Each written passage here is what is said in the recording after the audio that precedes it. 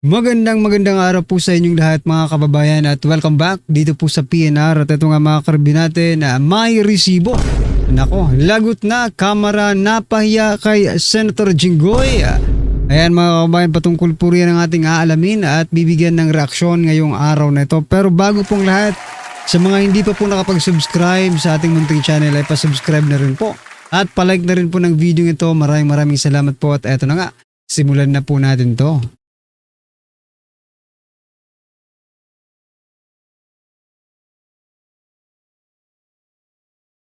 Ang balita ngayon, trending at pinag-uusapan ngayon sa mundo ng social media. Ang di umano'y balitang matapos nagsinungaling sa ikinasang Blue Ribbon Committee na pinangungunahan ni Rodante Marcoleta at makontem sa Senado at tila bumaliktad sa ikinasang pagdinig ng mababang kapulungan ng Kongreso at isiniwalat ni Bryce Hernandez na sangkot di umano ang dating Senate Tempore ng Senado na si Senator Jinggoy Estrada tungkol sa manumalyang flood control project na ayon pa sa kanya ay maglabas umano ng 355 million si Senator Jinggoy Estrada para sa flood mitigations program. Kaya dating Senate Tempore Senator Jinggoy Estrada matapang na nagsalita na sa publiko at tahasang inisang sinagot ang umano'y kasinungalingan ni Bryce Hernandez sa isinagawa nitong press conference ngayong araw, September 9, 2025. Pero bago ang lahat, kung bago ka pa lamang sa aming channel, please huwag kalimutang mag-like, subscribe at i-click ang notification bell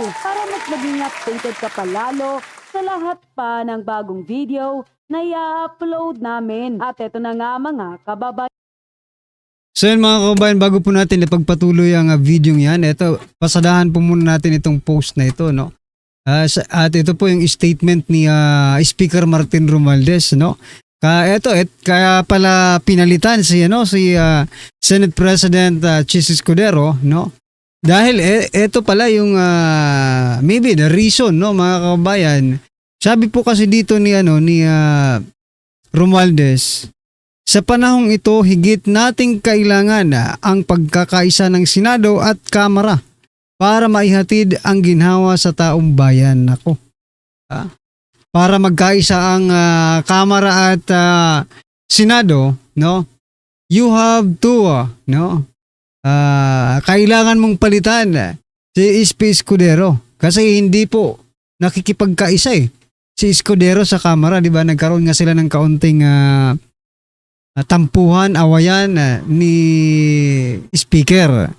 So ngayon, malamang sa malamang mga kababayan ay magkakaisa na po ang Senado at Kamara. Nako po.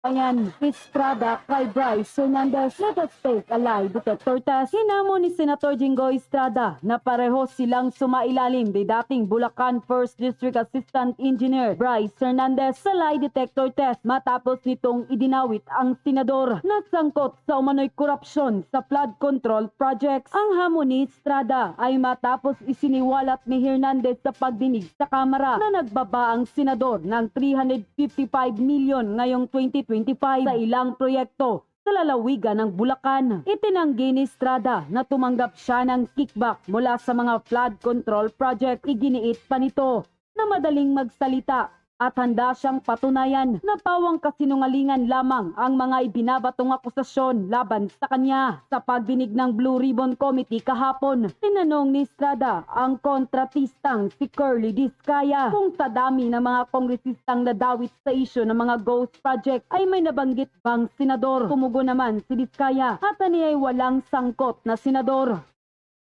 Na hindi ko palalagpasin na hindi sagutin ng mga malisyoso, tahasang kasinungalingan at walang basehang mga akusasyon sa akin ni Bryce Hernandez. Hindi ako papayag na makaladkad ang aking pangalan sa mga pahayag na katang-isip at gawa-gawang salaysay. I have participated diligently and consistently in the Senate investigation because like everyone, I want the truth to come out and weed out corruption in the government. And I am confident that I have not committed any illegal act. If Mr. Hernandez truly stands by his allegation, I challenge him right now to take a lie detector test with me Let us settle this once and for all and show the public who is telling the truth. Yun lang. So yan mga kababayan, ito isingit muna natin itong balita no patungkol po dito sa binabanggit ni Senator Jinggoy Estrada na si Assistant Engineer no Bryce Hernandez si Speaker Martin Romualdez at Senate President Tito Soto ay nagkasundo na bigyan ng proteksyon si Engineer Bryce Hernandez mga kababayan.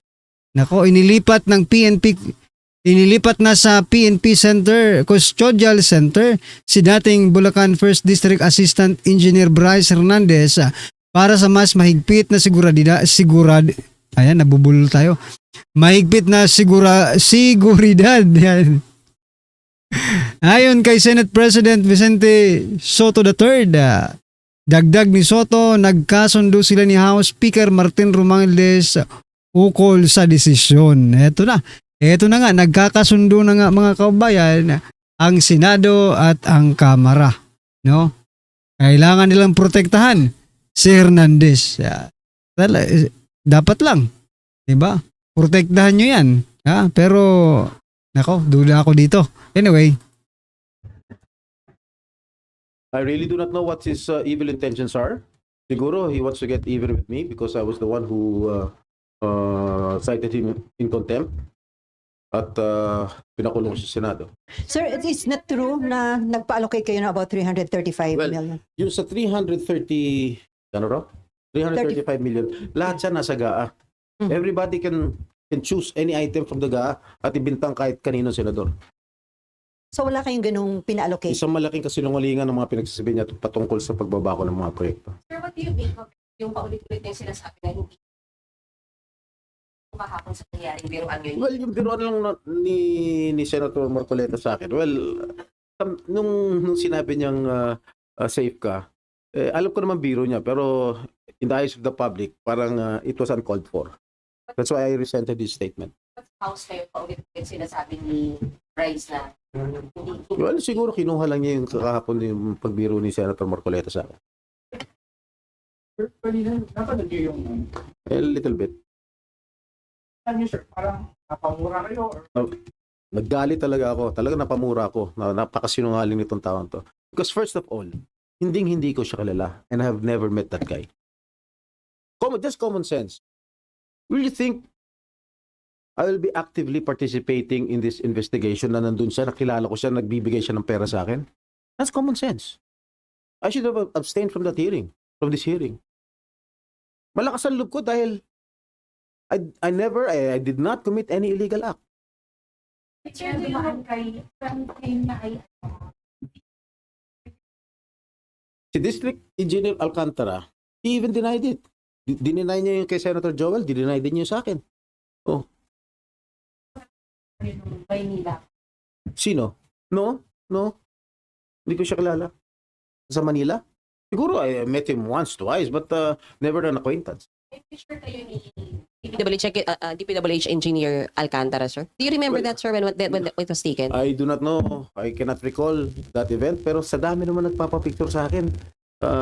Hindi ko naman pwede tanggihan. Kung drug lord yun, gambling lord, malay ko naman kung drug lord yan o gambling lord, hindi ko naman matatanggihan kung sino nagpapapicture sa akin. Remember, we are all public figures here.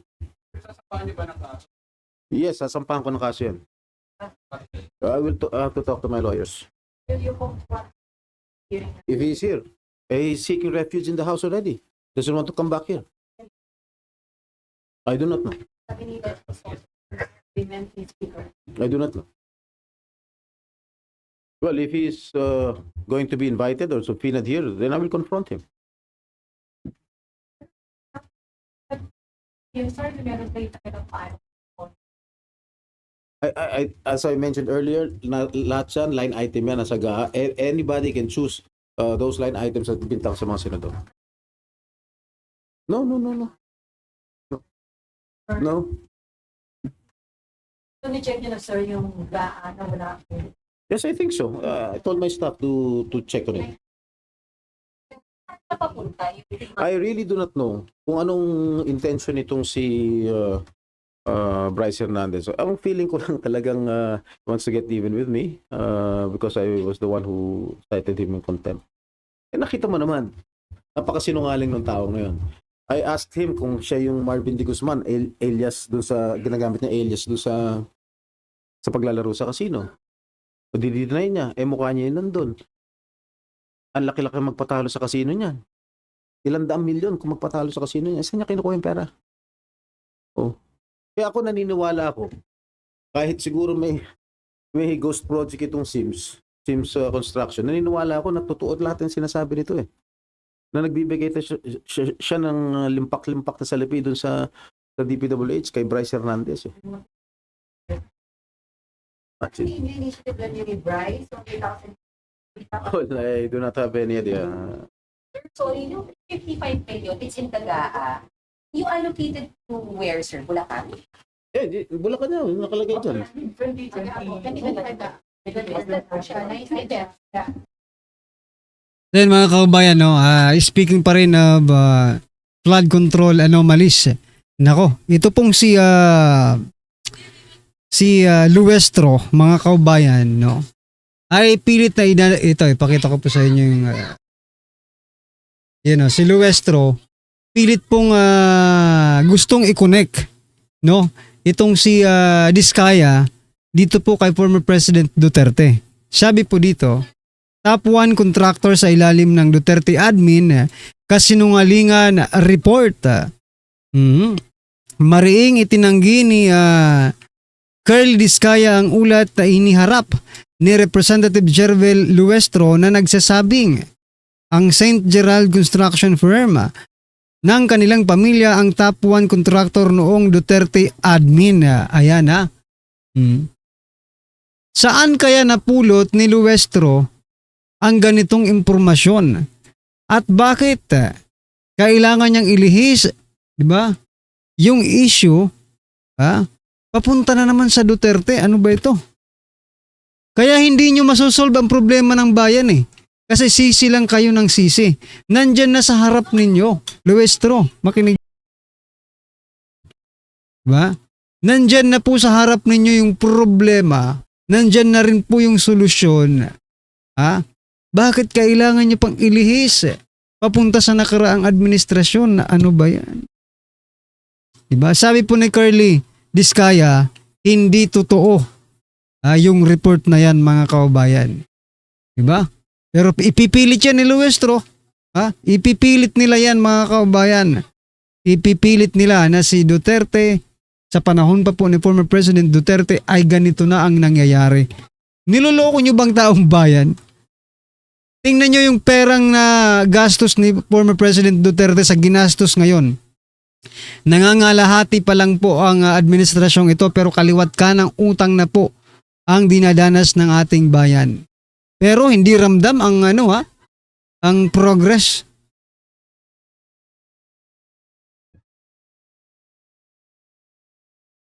Ano? Anybody pwede naman choose kung pwedeng ibintang sa mga congressman, mga senador. Lahat yan nandyan. Nasa GAA lahat yan. Pwede ibigkan kahit kanino, basta I don't know. No, it's not me. I don't know. Sa dami ng mga mayors, mga governors, mga konsehal na humihingi sa akin ng mga project, lahat pinaubaya ko na lang. Binibigay ko na lang sa mga staff ko para sila nang magbigay sa mga mayors.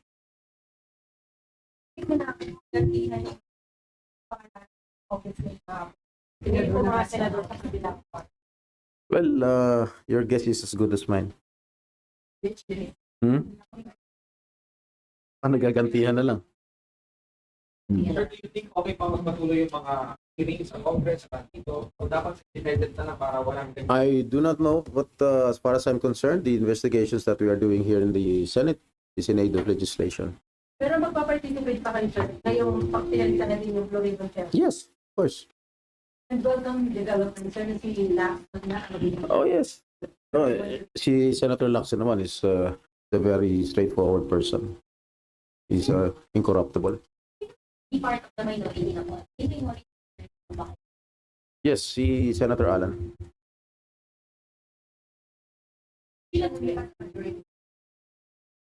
So yan mga kabayan, ano pong inyong masasabi dyan? Pero bago po tayo magtapos, eto, President Bongbong Marcos Jr. mayroon pong wish sa kanyang birthday. Ayan mga kabayan, sabi po dito ni President Bongbong Marcos Jr. Maging maayos ang buhay ng bawat Pilipino na maituloy natin lahat ng ating proyekto. Ano proyekto? Para matulungan lalong-lalo na yung mga mahihirap. Ayan mga kabayan, 3 taon na po itong birthday wish na ito mga karibyo natin. May natupad na po ba? Parang lumalala nga yung buhay ng mga Pilipino.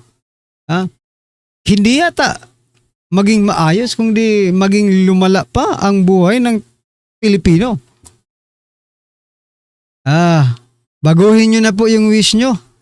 President Bongbong Marcos Jr. baka sakali pong matupad. Alright?